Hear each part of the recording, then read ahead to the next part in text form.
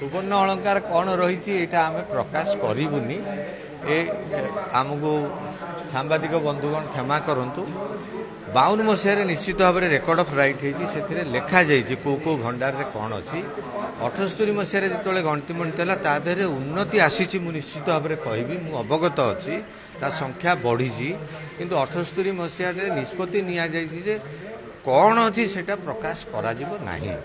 number केते अच्छी आम प्रकाश करूँ किंतु आश्वासना दौचु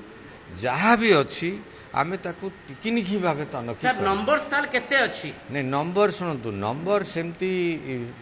कहवा गले 78 मसीह बोधे 111 78 सुना आइटम एवं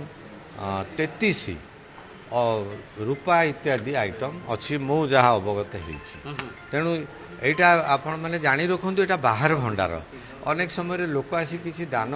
धर्म कर जमती आमर चलती भंडार रे संख्या बढ़ीगला हुए तो ये बढ़ी थी पारे कि आम एपर्यंत निश्चित नुह कार्य आरंभ करुचु आपण मान सहयोग कामना करुचु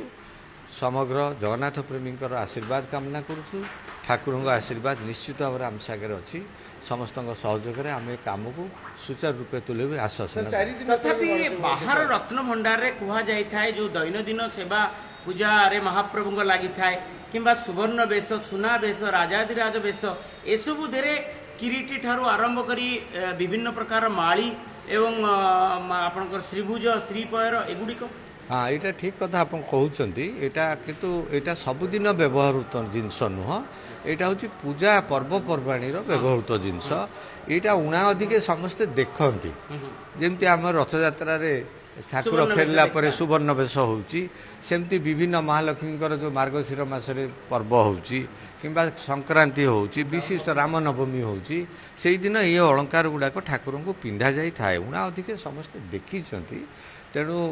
यहाँ से संपत्ति 111 मुझा कहली थिला गत थर 111 थिला बोली खातार उल्लिखित अच्छी 78 तालिकार एथर जदि वृद्धि पाई आम निश्चित भाव में आम गणति मणति शेष पर